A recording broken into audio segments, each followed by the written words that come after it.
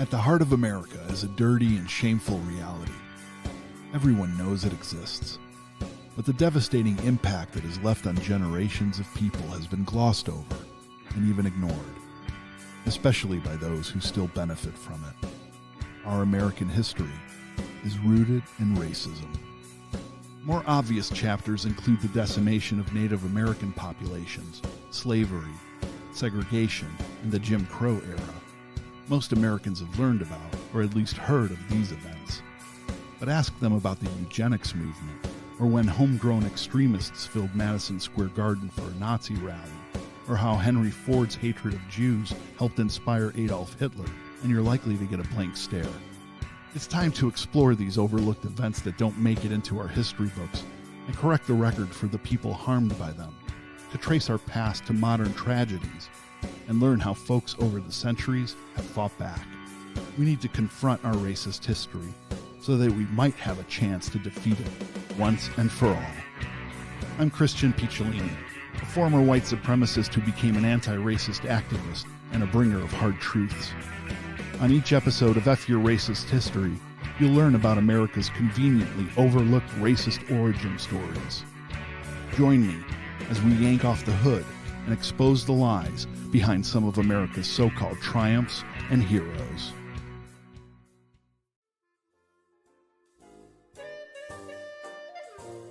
In 1893, executives at Pearl Milling Company in St. Joseph, Missouri, initiated a casting call for their new brand of self-rising pancake mix. They needed a mascot, and they wanted a living, breathing embodiment of the brand's namesake, Aunt Jemima, an 1875 minstrel character. In other words, they needed a jovial, overweight black woman to fit the part of a Southern slave mammy. Greetings, folks, greetings. This is your old friend, Aunt Jemima. And pleased as punch with yourself this morning, aren't you, Aunt Jemima? Course I is, Mr. Lyon. In response, a formerly enslaved woman from Kentucky named Nancy Green, who was working as a servant for a Chicago judge at the time, auditioned for the role. Pearl Milling Company loved Green.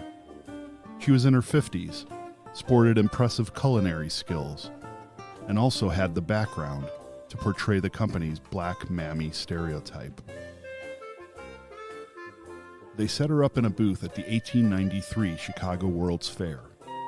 To the delight of large crowds, Nancy Green, who donned a white apron around her full shape and a red bandana around her head, cooked pancakes, sang songs, and regaled white fairgoers with tales from her childhood and Southern slavery. And now, Aunt Jemima, one of your old plantation sayings, if you will. It's a pleasure, folks, to remind you all that the Lord meant for the sky to be blue. But if the day is blue, it's probably our fault. True, Aunt Jemima, true. Like Pearl Milling Company's new pancake mix, Nancy Green, as Aunt Jemima, was an instant success. But not everyone was happy with the characterization. Whole black and living like you people ask why. Porterhouse steak every day for my boy. That's more than all you rounders in this town can afford. Critics at the time thought such a portrayal so soon after the legal end of slavery was inappropriate and perpetuated black stereotypes, and that the company was cashing in. But this was the beginning of the Jim Crow era in the United States, when most Americans were lapping up nostalgia over slavery in the Old South. Popularity of the pancake mix continued to grow, and in 1925, Quaker Oats purchased the Aunt Jemima brand.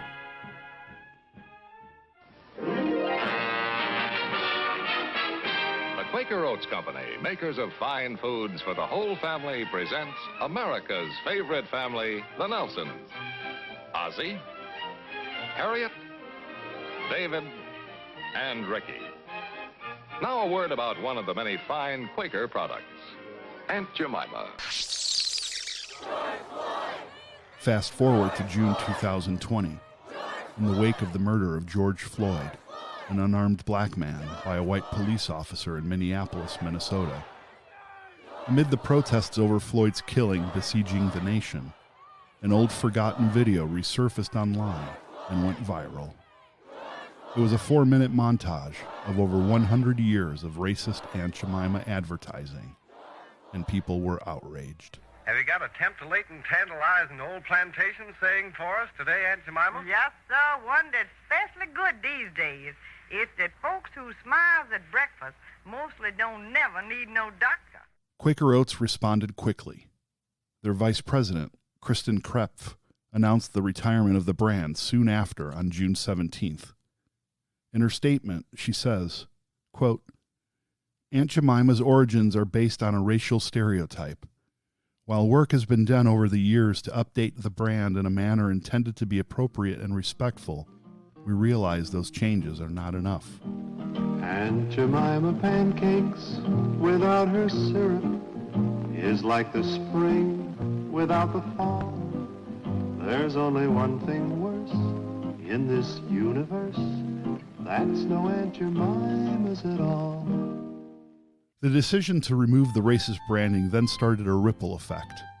Other brands like Cream of Wheat, Uncle Ben's Rice, and Land O'Lakes Butter announced their intentions to reevaluate their own branding decisions, all of which included racist stereotypes of black or indigenous people. Heated debate among consumers ensued. Some hailed the decisions as a step towards anti-racism and equity in marketing.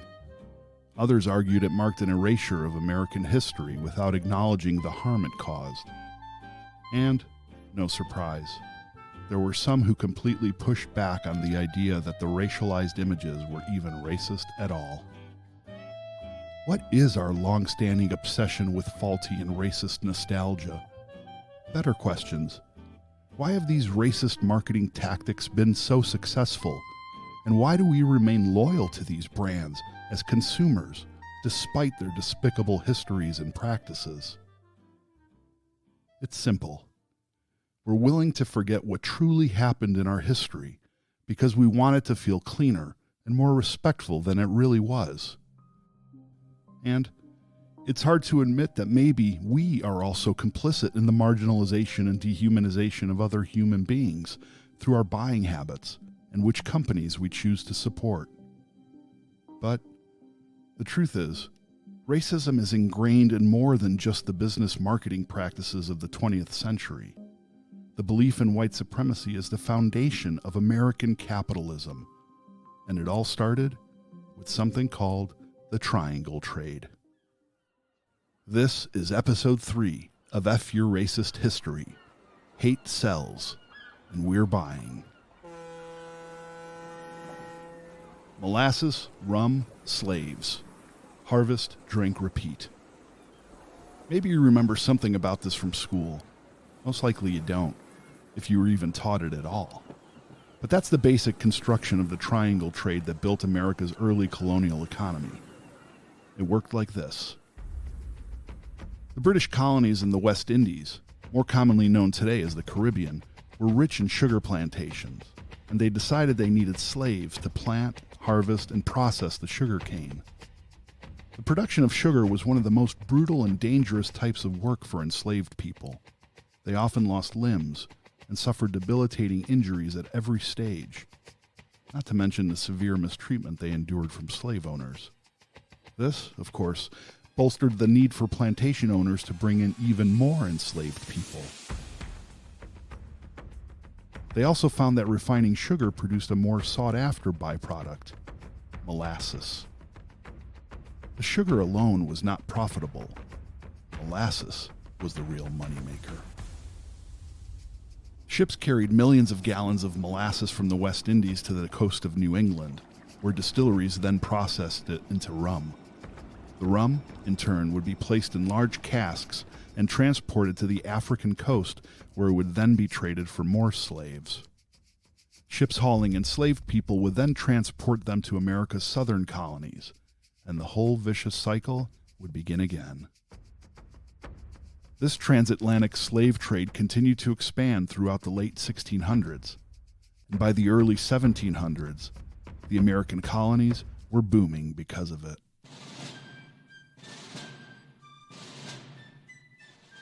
By the eve of the American Revolution in 1776, the American colonies had become wealthy and self-sufficient enough to declare independence from England. Key to their healthy economy? The triangle trade and slavery. It's often said the South was the epicenter for American slavery, and in many cases that is certainly true. Historian Ronald Bailey has noted, however, that one of the greatest travesties in the case of U.S. history is the suggestion that only the South benefited directly and substantially from slavery. Something else that would have been difficult for white Americans to achieve without the exploitation of blacks as slaves? The industrialization of America's North. As we just learned, rum was made with molasses derived from southern slave-grown sugar cane. But Americans also smoked slave-grown tobacco in their pipes, and American textiles were made with slave-grown cotton. In fact, after the United Kingdom ended the international slave trade in 1807 with the Slave Trade Act, the use of southern U.S. slave-grown cotton in the northern textile industries soared. Beginning in 1790, the United States and enslaved peoples produced 1.5 million pounds of raw cotton, meaning that's how much total U.S.-produced cotton entered the market. That same year, Eli Whitney invented the cotton gin, and as a result, the following year, 35 million pounds of cotton hit the U.S. market. That's over a 2,000% increase in less than 1 year. If you look more closely, the explosion of the Northern American textile industry also followed along with the staggering growth of cotton from the South. In 1790, Northern textile industries used 5 million pounds of raw cotton. In 1865, they used 433 million pounds. According to the BBC, by some estimates, New York received 40% of U.S. cotton revenue through money its financial firms, shipping businesses, and insurance companies earned. But it wasn't just raw products and the revenue produced on the literal backs of enslaved people that Northern companies profited from. It was also the enslaved people themselves that generated money for them. Slaves needed clothes on their backs, though let's not forget that sometimes enslaved people were forced to pick cotton completely naked as a form of punishment. American clothier Brooks Brothers started their company in the early 1800s by selling, quote, top-of-the-line clothing to slave owners and white traders who needed to outfit their slaves. This company started here in New York City. We are proud to be a part of that. One of the bedrocks of this company's DNA. A New York institution. We're an American company. History. Tradition. A sense of pride. Attention to quality and uncompromising standard. The hand sewers, the tailors, that craft, they are Brooks Brothers. They are part of Brooks Brothers. On Brooks Brothers' long history and heritage page on their website, nowhere does it mention this little historical backstory. But they do say, quote, as the country's oldest clothing retailer, Brooks Brothers is proud to uphold the same traditions and values for nearly 2 centuries. Let's hope not. Many well-known American insurance providers and banks also cashed in on slavery and the slave trade. This is the story of a red bike and all the people around it, like the people at the factory that made it, like the driver of the truck that brought it, to the owner of the store that sold it. They were all protected by Aetna Life and Casualty, and so was the factory itself, the trucker, and the store.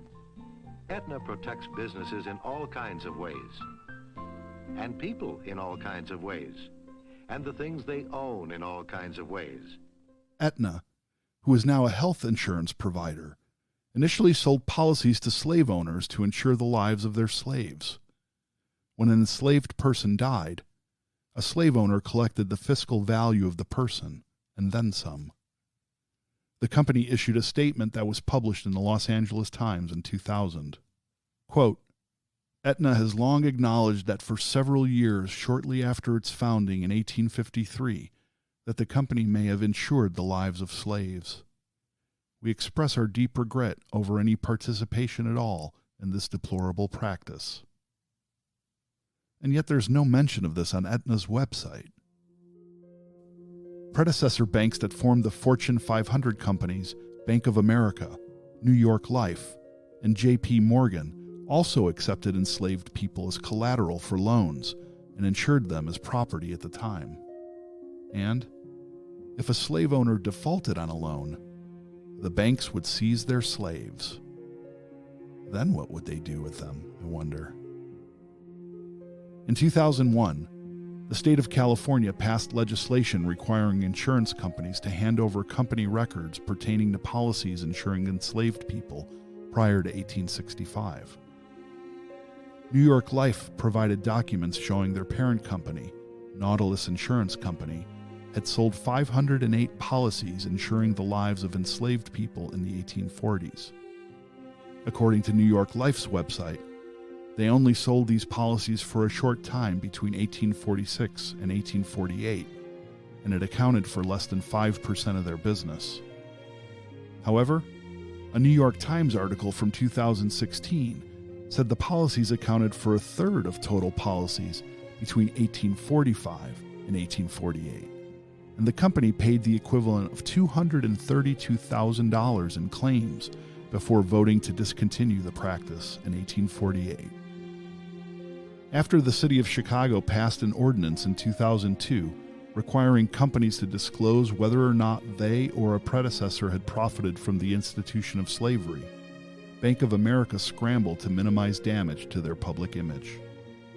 Company representatives testified in front of the Chicago City Council that although the president of one of their predecessor companies was, in fact, a slave trader, he in no way received funding for that endeavor from the bank.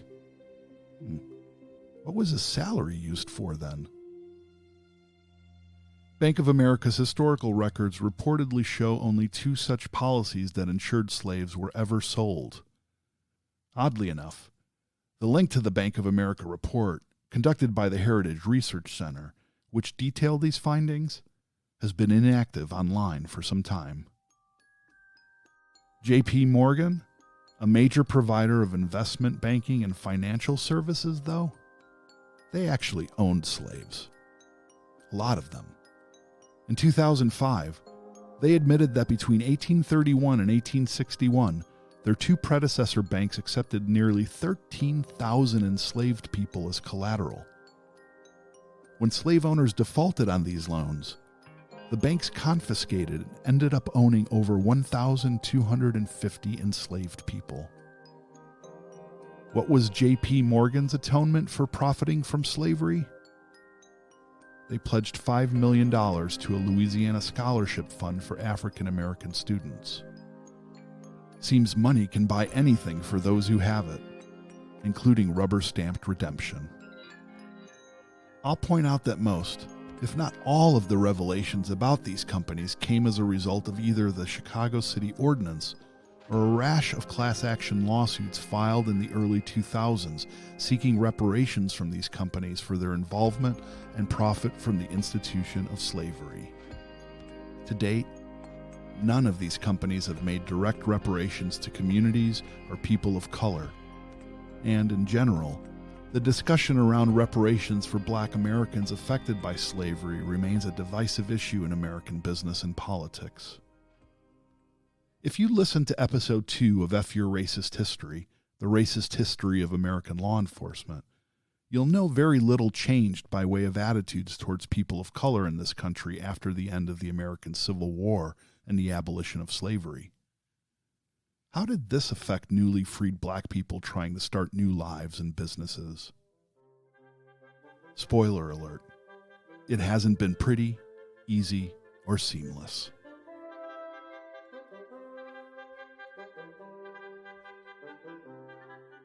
The Southern economy, after the Civil War, was completely destroyed. Reconstruction turned into a nightmare for Southern whites, and, of course, they took their frustrations out on blacks. While 4 million newly freed Black people were searching for a new path for their lives, an entire population of destitute, war-wearied, and humiliated former Confederates detested their new freedom. For many freedmen and women at the time, a career in agriculture seemed a logical choice. But getting a piece of the land they and their ancestors had toiled on proved to be much harder than anticipated. There were efforts to break up abandoned and confiscated plantations into smaller lots for freed black farmers. Northern abolitionists and local freed blacks did this on St. Helena Island and Port Royal in South Carolina in 1863 with relative success. 40 acres and a mule was another proposal devised under the Freedmen's Bureau Act of 1865 to parcel and redistribute large southern plantations to help facilitate the rise of the independent black farmer, but it never came to fruition. Why? Once again, racism. The U.S. government found it difficult to square with the reality of redistributing land from white people to black people. A white supremacist tome called The Lost Cause was then published in 1866, and it was an attempt to repaint the image of the Old South. It spelled out in no uncertain terms a justification for the former Confederate cause. It portrayed slavery as a necessary evil that protected and nurtured enslaved people, instead of the horrific reality that it was. Plantations altered their facades to embody this message, reforming their outward appearance to match the mythology for the new influx of northern patrons interested in indulging in southern nostalgia. Instead of images of brutality, cruelty, and dehumanization, visitors to plantations were often met by well-dressed black workers, now in, quote, service rather than slavery, called auntie and uncle, to appear as though these former slaves were a welcome part of the family. Even in 2021, plantation tours in the American South still sell whitewashed history to eager tourists and promote destination weddings on the grounds of old slave quarters.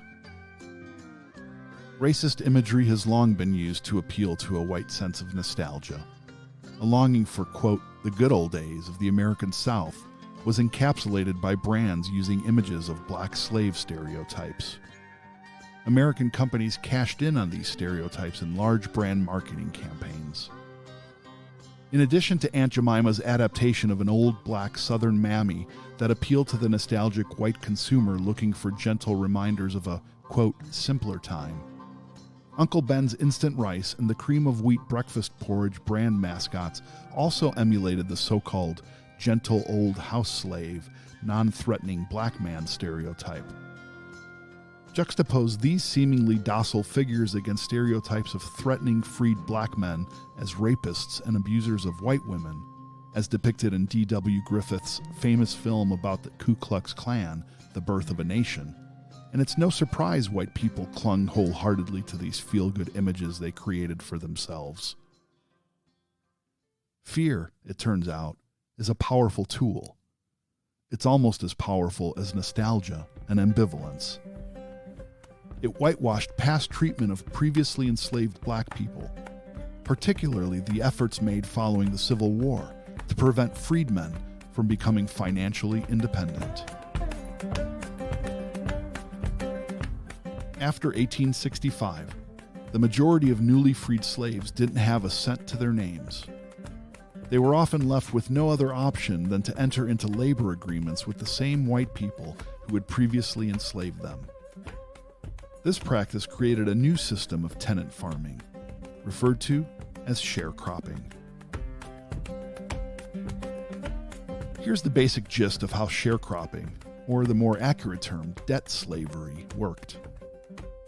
A plantation owner would agree to allow black and sometimes poor white farmers to live and work in an allotted acreage of their land. To pay for rent, equipment, and other expenses, the farmer agreed to pay the plantation owner with a portion of his crop. They signed a contract to this effect, which most freed blacks couldn't read because antebellum literacy laws made it a crime to teach enslaved people to read or write until 1865. What became the norm, however, is at the end of the harvest season, plantation owners would produce a list of infractions, fines, or unforeseen costs that meant the farmer essentially owed more money than their crop yielded.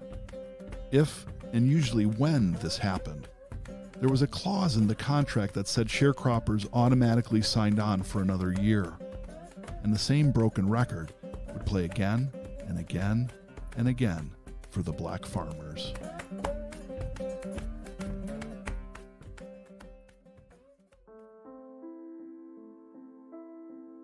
This was also a common conundrum for blacks in servant positions. Colloquially nicknamed servitude, many formerly enslaved servants signed contracts that kept them in the same jobs and living in the same primitive shanties they inhabited during slavery. They would receive penalties for things like their dogs barking too loud on a Sunday morning, or missing work because of illness.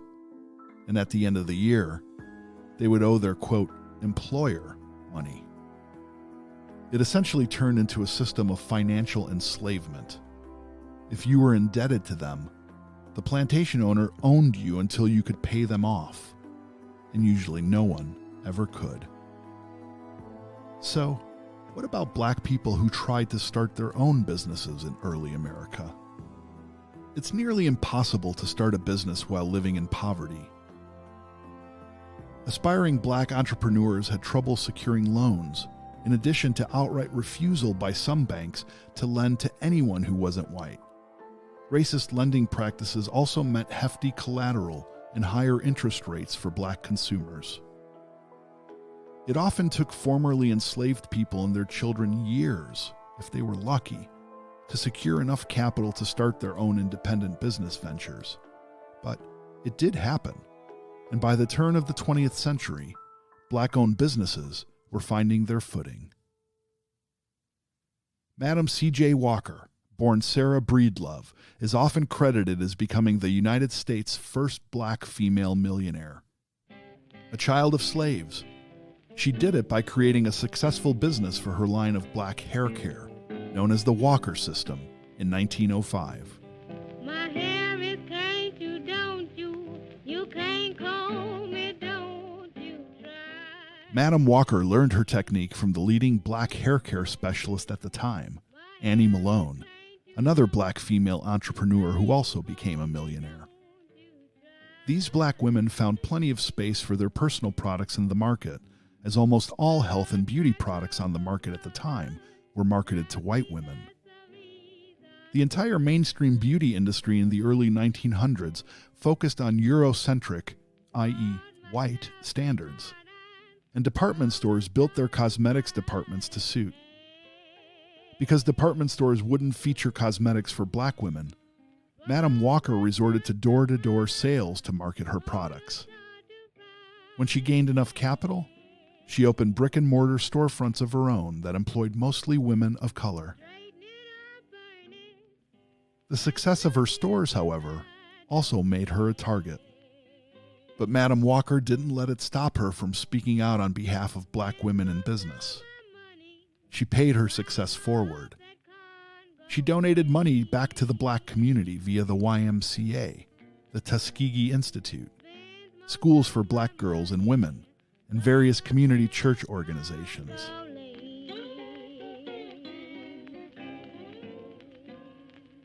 At a convention for the National Negro Business League in 1912, Walker declared, "I am a woman who came from the cotton fields of the South. From there, I was promoted to the wash tub. From there, I was promoted to the cook kitchen. And from there, I promoted myself into the business of manufacturing hair goods and preparations. I have built my own factory on my own ground." Booker T. Washington founded the National Negro Business League in 1900 with the intention of helping black men and women succeed in business. 1/3 of the population of the South is of the Negro race. No enterprise seeking the material, civil, or moral welfare of this section can disregard this element of our population and reach the highest success. His organization was open to anyone, regardless of race, as long as they were in good standing within their community. Today, the National Negro Business League is known as the National Business League and continues to help black-owned businesses in America.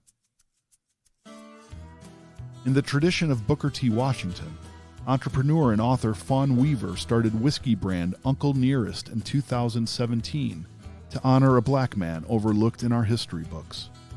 And she has strived to use her success to help support other black-owned businesses. A multi-award-winning enterprise run by an all-female leadership team, Weaver's company is named after Nathaniel Nearest Green, a once enslaved black man who taught a young Jack Daniel how to make whiskey. As the first master distiller of Jack Daniel's now famous Tennessee whiskey, Green perfected the Lincoln County distilling process. This unique method of filtering whiskey through sugar maple charcoal was first introduced in Tennessee by enslaved people like Nearest Green. His legacy lives on, not only as a brand name called Uncle Nearest Whiskey, but through his family of black entrepreneurs. Today, his great-great-granddaughter, Victoria Edie Butler, is Uncle Nearest's master blender and the first black female master blender in recorded history. The company has created initiatives to encourage more people of color to enter the spirits industry and help other small black-owned brands thrive.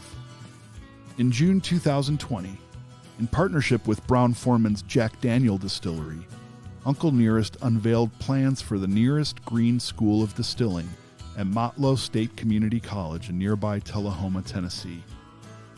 The two companies also launched an apprenticeship program to allow black distillers to shadow experts in the industry. Uncle Nearest has also separately launched the Black Business Booster Program, which is dedicated to helping 10 black-owned spirits companies with successful business strategies and capital.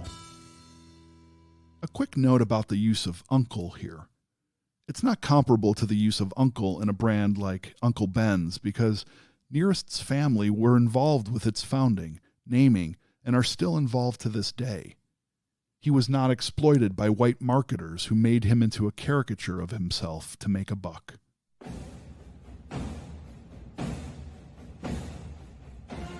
Earlier episodes of F Your Racist History primarily explored American racism and its impact on black and Jewish communities. But as you probably already know, or you should, this podcast is here to help you if you don't, Native Americans have also experienced numerous atrocities and injustices at the hands of white settlers, the United States government, and capitalists. They have not been spared from racist depictions or advertising in American culture.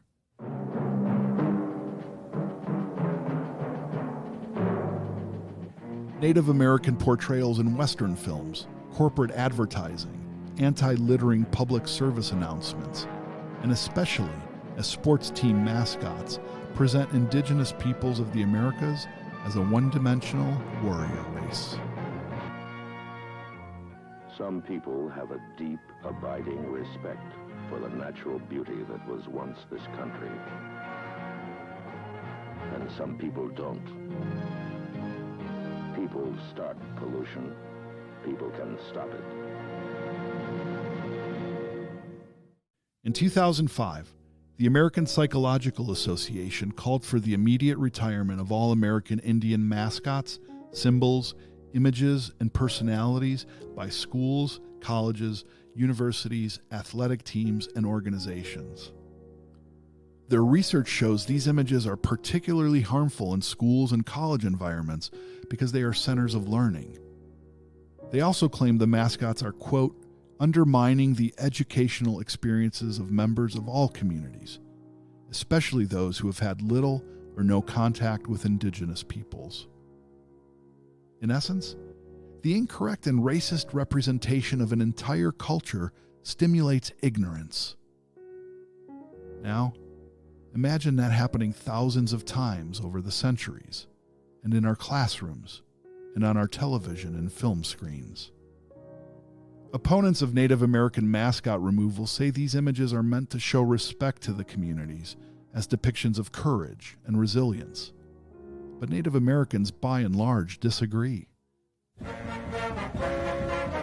One of the most recognizable examples in recent years is that of the National Football League team, the Washington Redskins.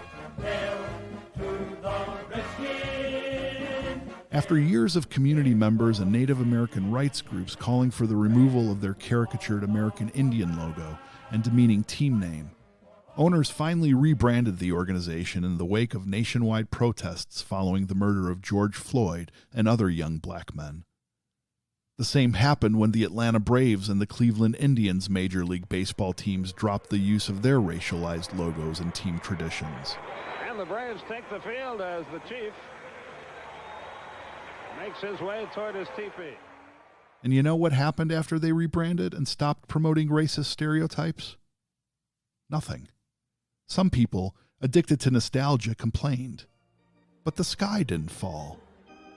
The teams didn't fold. Players went on playing.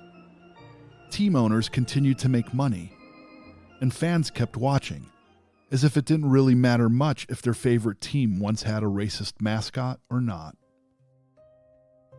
This is also interesting, however. While the removal of racist imagery that promotes stereotypes is certainly a positive step for society, how quickly we were able to move on from it without truly addressing the harm it caused generations of people is not. Maybe there is a lesson in this. Redemption without accountability is just more white privilege. What about modern marketing practices? Aside from the aforementioned Aunt Jemima, Cream of Wheat, and Uncle Ben's, there are more recent examples of covert racism in advertising than we can count. Play the clip. I was at the top of Mount Evans out in Denver, Colorado, and I certainly felt the effects of my smoking addiction, not being able to breathe. And it was apparent to me that I was one of the very few, because most people weren't smoking, including the R.J. Reynolds executives. And I asked the R.J. Reynolds executives why they weren't smoking. I thought it quite odd. And he turned to me and said, "We don't smoke this, we just sell it." And I laughed, and he said, "We reserve the right to smoke for the young, the poor, the black, and the stupid." That was Winston Cigarette's advertising model Dave Gerlitz talking about what he was told by a company executive from R.J. Reynolds, one of the world's largest tobacco companies, which includes brands like Newport, Camel, Pall Mall, and Winston. Gerlitz later became an outspoken anti-smoking advocate. Nose, throat, and accessory organs not adversely affected by smoking Chesterfields. First such report ever published about any cigarette, and it applies only to Chesterfield. For decades, white advertising executives targeted black youth with menthol-flavored cigarette advertisements, with some brands placing over 70% of their marketing budgets towards that demographic. Ads have even included voicing support for America's Black History Month. Beginning in the 1950s, white advertisers began placing black and brown people in the forefront of cigarette ads, a place most brands had typically reserved for white models. Visions of black musicians, athletes, business professionals, and happy couples suddenly appeared front and center with a menthol cigarette in hand.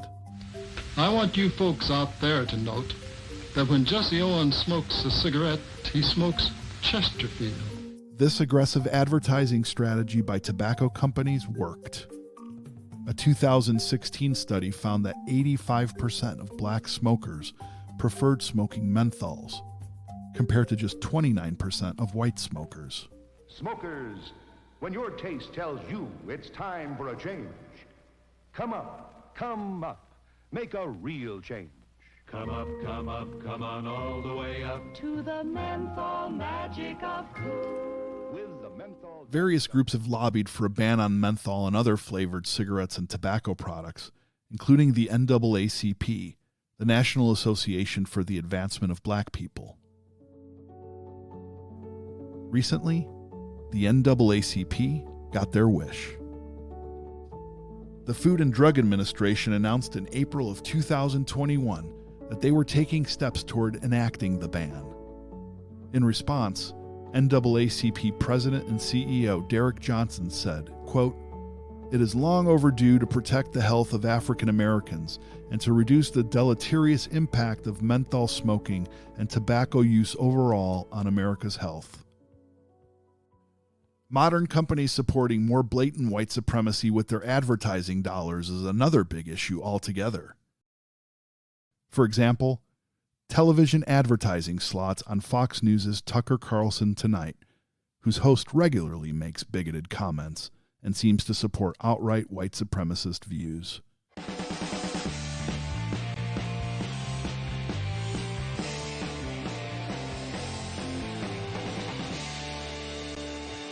Speech says, look, our civilization is superior, and we need to defend it. What's wrong with saying that? There are still lessons to draw from 9/11, ones that we shouldn't forget.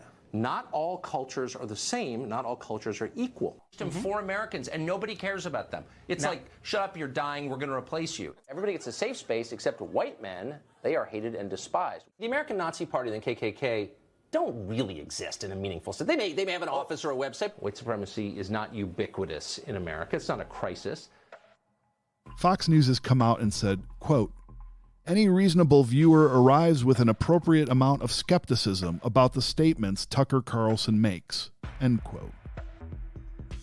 Essentially, they're saying the public should not believe one of their top hosts, but to keep tuning in, despite the fact he makes racist statements.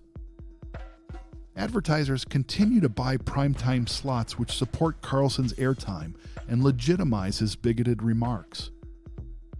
Although recent outrages cause some brands to pull their advertising from the show, they are sometimes slowly lured back by its high ratings. As is so often the case in capitalism, profit margins trump principles and common human decency. There are, however, people fighting back against this under-the-table support of white supremacist and extremist media. Sleeping Giants, an activist organization, was founded in 2016 to call out companies that do just that, support racism. They started a Twitter page with the intention of holding companies accountable that chose to advertise with organizations like Breitbart News, a far-right media company that has been infecting conservative readers with Tucker Carlson-esque, quote, news since its inception in 2007. Sleeping Giants believe that by applying social pressure, we as a society, can create real and lasting impact in eliminating practices by companies that support racism. It works, too.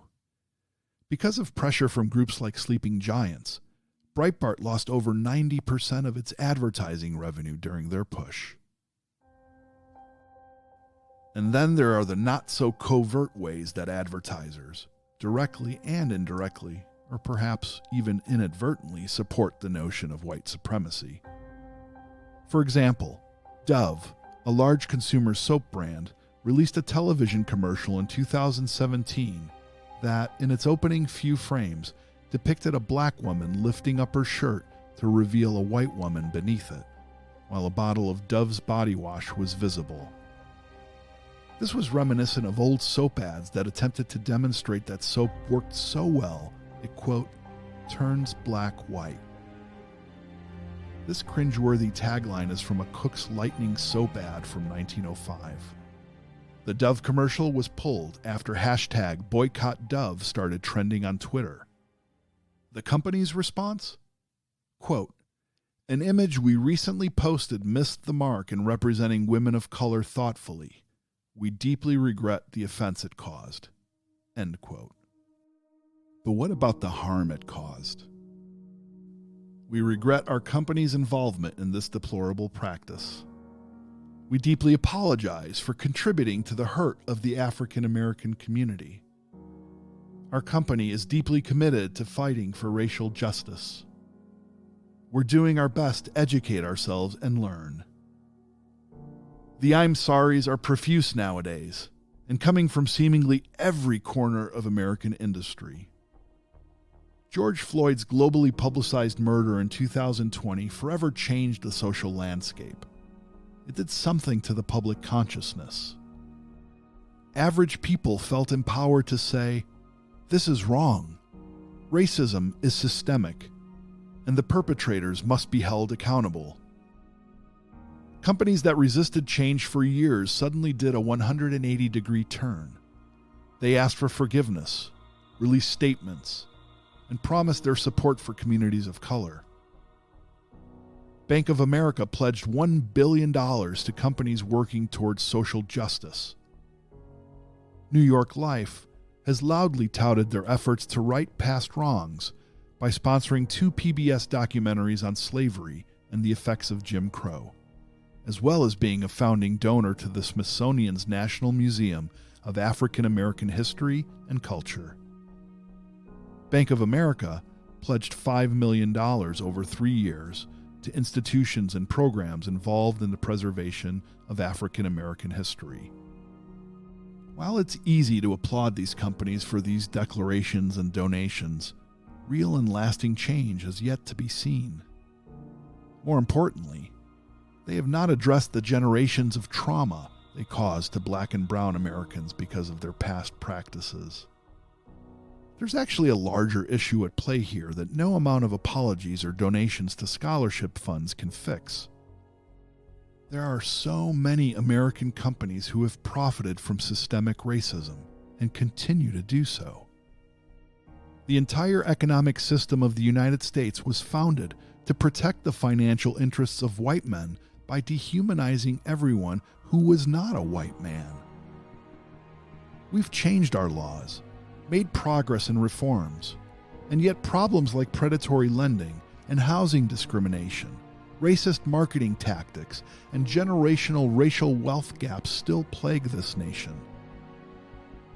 Many of the companies that for centuries profited from things like racism, slavery, and the dehumanization of Americans seem to now simply be paying lip service to protect their profit margins in the long term for company shareholders. While there have been companies who have genuinely pivoted from supporting racism in the past to countering it, namely foundations like those started by Ford and Kellogg, others, like Aunt Jemima, Uncle Ben, and Aetna, hope a simple apology will make their past racist activities go away, or that a rebrand might conceal them. That's exactly what Corrections Corporation of America, or CCA, one of the oldest and largest for-profit private prison companies in the country, did in 2016, after getting a slew of bad press. In 2010, the American Civil Liberties Union filed a lawsuit claiming that low staffing levels at one of CCA's correctional facilities in Idaho led to high levels of violence among inmates. An FBI investigation followed and found that the company had been falsifying their staffing records. Then, in 2015, Mother Jones reporter Shane Bauer went undercover as a prison guard for 4 months in one of CCA's prisons in Louisiana and wrote a scathing expose in 2016 about his experience and observations.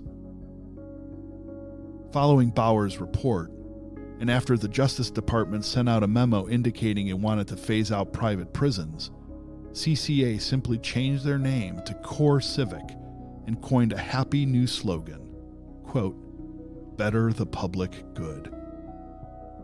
Yet, Core Civic is still in the business of making profit from incarcerating a disproportionate number of Black and brown people, and they contract with U.S. Immigration and Customs Enforcement to detain immigrants at our nation's southern border, such as at the T. Don Hutto Detention Center in Texas.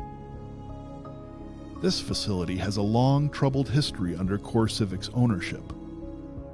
It now holds women seeking asylum during their immigration proceedings, and a March 2021 report by Grassroots Leadership and the Texas Law Immigration Clinic revealed that Core Civic delivers poor service and subjects the detained women to unacceptable conditions, ranging from a lack of adequate food and medical care to sexual abuse to forced labor. So much for civility and the public good. Companies like McDonald's, Wendy's, Victoria's Secret, Sprint, and American Airlines all benefit from the for-profit prison system as well. They rely on cheap prison labor so they can stamp a Made in America label on their products without paying inmates federal minimum wage. This just perpetuates slavery by another name and bolsters the prison industrial complex. Amazon and IBM have helped keep those prisons full by providing artificial intelligence facial recognition technology to police, which has led to false identification of suspects and the wrongful imprisonment of people of color. Recently, both companies bowed to social pressure. Amazon placed a moratorium on police use of this technology, and IBM pledged to stop development of facial recognition technology altogether, and announced a $100 million technology asset donation to historically black colleges and universities. Smiling, happy Aunt Jemima, famous for her secret recipe, pancakes, waffles, and buckwheat. What's your happy thought for today? Well, Mr. Lyon, folks says you can't buy happiness, but you can earn it. Yes, Aunt Jemima, and I guess we all want to be happy. Let's take a final look at the case of Aunt Jemima. After Quaker Oats announced their decision to retire the brand name in June 2020, they removed the face of the jovial black woman from their packaging, which had previously been used to replace the face of a jovial black mammy. In February 2021, they revealed their new name, or their original name, Pearl Milling Company. How nostalgic. They also updated their website. Before the branding change, Aunt Jemima's website had a fairly extensive timeline that included Nancy Green, the former enslaved woman who inspired the Aunt Jemima image at the 1893 Chicago World's Fair.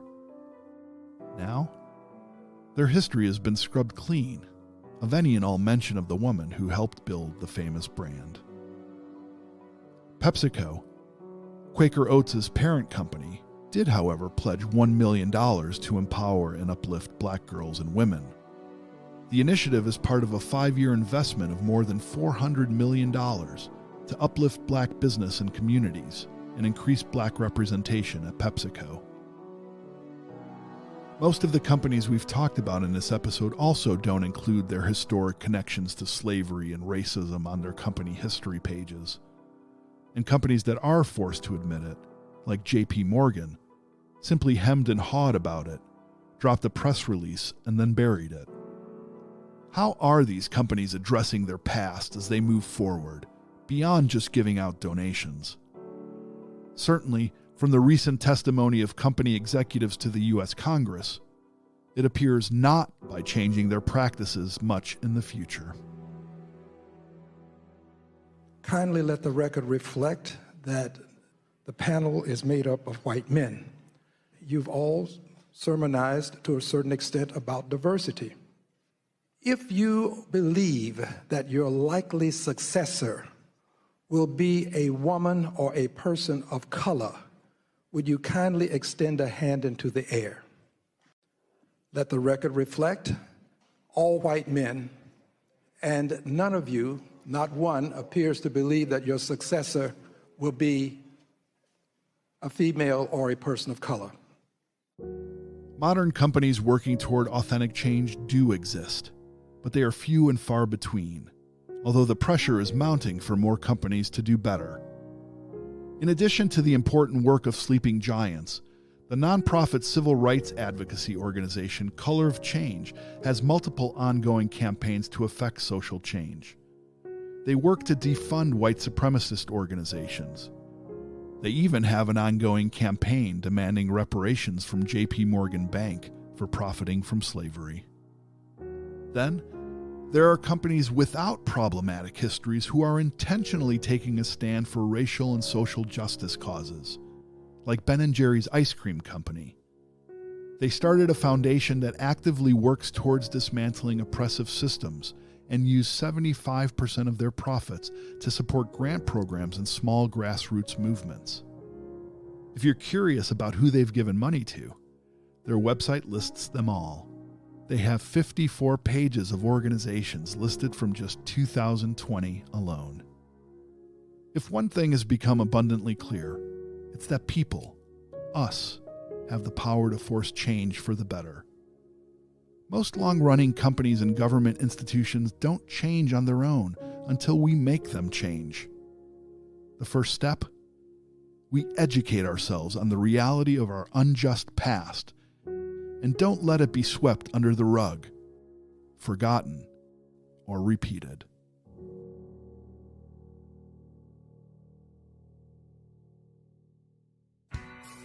That's all for today. Join me next time as we shine a light on another shameful chapter of our country's racist past. We can't beat the problem if we can't see it. You've been listening to F Your Racist History. If you like what you've heard, do us a favor and rate us on whichever platform you listen on. It helps. You can get more information on this and other episodes at fyourracisthistory.com or on your favorite podcast app. F Your Racist History is produced by Goldmill Group and distributed by Sounder.